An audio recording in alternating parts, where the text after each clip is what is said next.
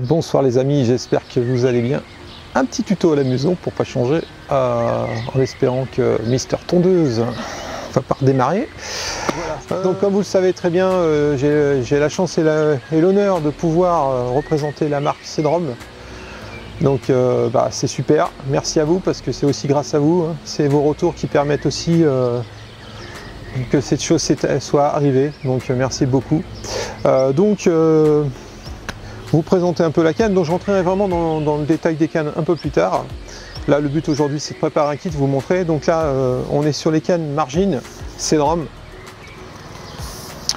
Donc là j'ai la canne 8,50 m. Il faut savoir que dans Cedrom au niveau canne au cou, on est sur des cannes qui acceptent du 4 mm en élastique, que ce soit creux ou plein. Et vous avez 5 gammes de cannes qui partent de, je dis pas de bêtises, de 5,50 m jusqu'à 11,50 m. Voilà. Donc là j'ai cette canne 8,50 m que j'ai reçue avec 2 kits. Et quand vous allez l'acheter, vous serez un petit peu pris comme moi, c'est que le kit n'est pas préparé. Donc c'est à dire qu'il y a tout à faire dessus. Il y a juste la tulipe à l'extrémité du sion qui est présente, mais il faudra percer votre kit ou mettre un cône. C'est juste pour ça que les kits ne sont pas préparés, parce qu'il y a encore des gens qui préfèrent pêcher avec des cônes et d'autres avec des rouleurs plus la kit. Donc là j'ai essayé sur un, là j'ai monté un 4 mm. Donc là on est vraiment sur des cannes spécimens, hein, et là je les prépare. Je pars pêcher dans un plan d'eau de carpiste où il y a une belle moyenne de poids, et c'est l'opportunité de tester les cannes et de vous montrer la puissance des cannes, voilà, en action. Donc on va croiser les doigts, on espérera de faire des poissons, et c'est pour ça qu'il faut que je prépare des kits. Vous avez été nombreux à me demander comment préparer un kit, et ben c'est le moment. Générique, à tout de suite.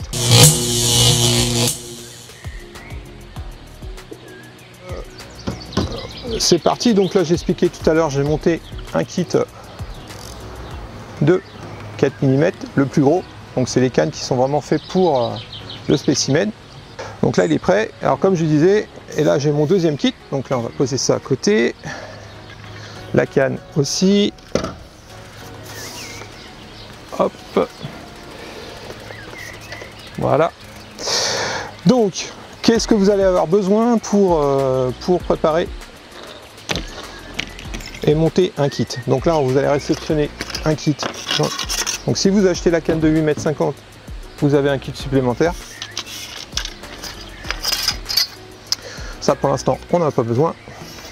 Alors, première chose, parce que là je suis en train de vous montrer une canne Cedrom, mais il y a la possibilité d'utiliser le rouleur pour la bouche de chez Cedrom sur d'autres kits. Donc là ce qui est important pour quelqu'un qui débute et qui voudrait mettre un roller, c'est bien de s'assurer que sur votre canne, sur votre kit de canne, vous avez bien une zone renforcée. C'est important, sinon ça ne va pas marcher et vous allez faire une amorce de rupture.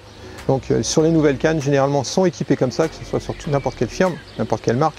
Donc là, par exemple ici, vous avez une bande de carbone. Ici c'est renforcé et c'est à cet endroit-là que je vais venir percer. On a un petit kit roller pour la bouche, voilà, qui se compose avec la petite molette qui est ici. Et ici la butée qui permet de faire la tension d'élastique.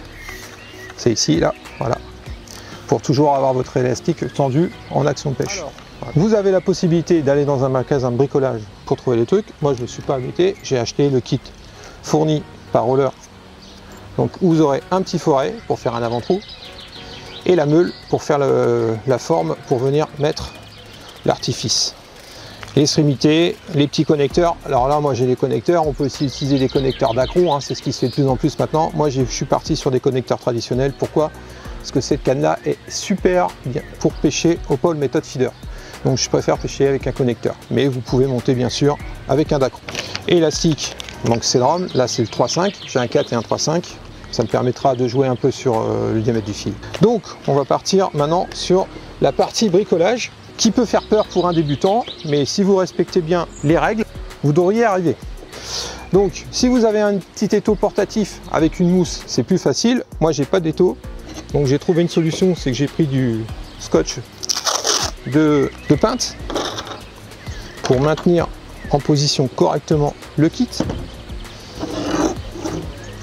Voilà.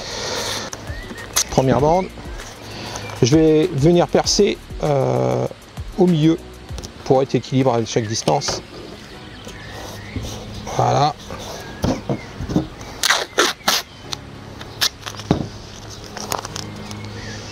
Donc là, je suis à peu près ici. Voilà, faire un petit trou. Je vais vérifier quand même. J'étais un petit peu... Bon, c'est du bricolage. Le principal, c'est que ça marche. Avec un petit étau, avec une mousse de protection pour pas écraser votre kit, c'est quand même mieux. Mais quand on n'a pas, il faut trouver une méthode MacGyver. Donc, on va commencer par faire un avant-trou. Donc là, vous prenez une visseuse dévisseuse.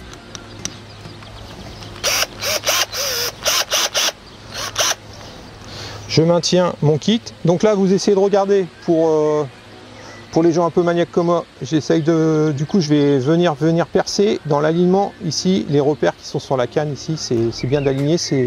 Quand vous alignez tous vos kits, c'est ce qui vous donne la résistance au niveau de votre carbone et c'est là où la canne est la plus résistante. Donc pour que ça reste, je préfère aligner. Donc là, je vais venir percer au milieu. Alors vous inquiétez pas, au début ça fait bizarre.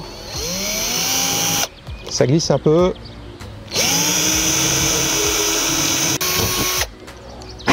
Là j'ai fait mon avant-trou.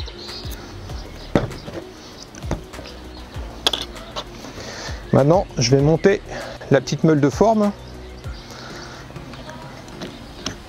qui va vraiment faire le diamètre qui correspond au rouleur. Voilà. Bon. Donc en fait il faut prendre son temps, pas s'énerver.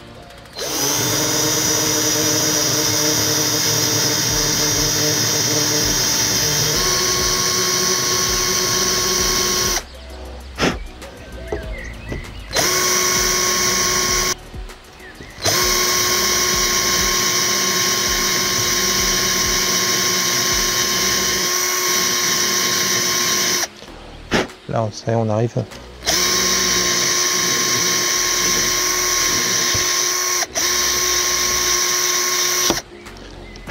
Voilà. Donc après, il faut affiner si vous voyez que c'est difficile à rentrer, tout ça. Donc maintenant,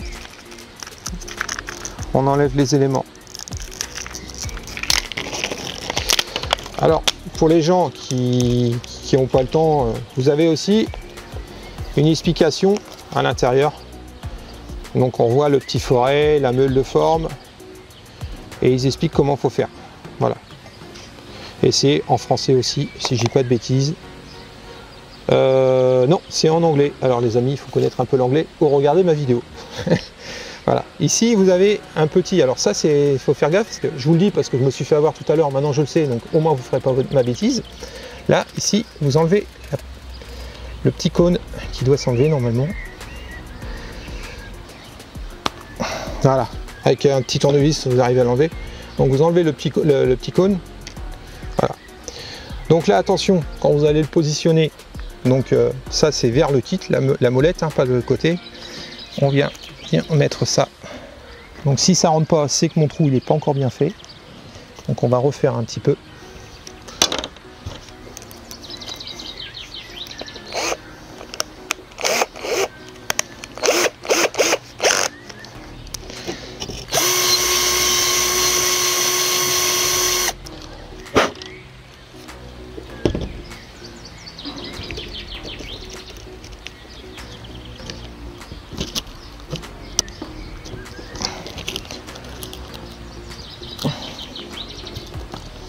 Voilà.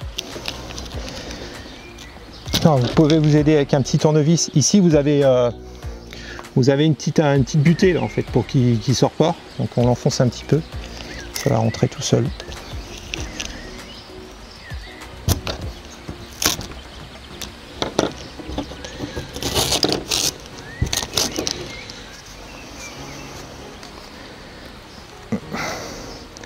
Voilà. Là il est mis. Et je vais remettre la bague.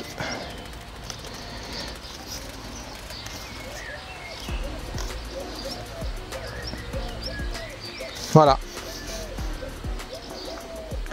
Vous voyez, hein, c'est pas très compliqué. Il faut être soigneux, faire attention. Voilà. Voilà. Et là, il n'y a plus qu'à monter l'élastique. Voilà les amis, j'espère que ça vous aura aidé. Et puis si vous voulez voir comment monter un élastique, je vous invite à aller regarder la petite vidéo que j'avais fait il y a 1 an maintenant pour voir la suite. Voilà, je vous dis à très bientôt. Ciao les amis.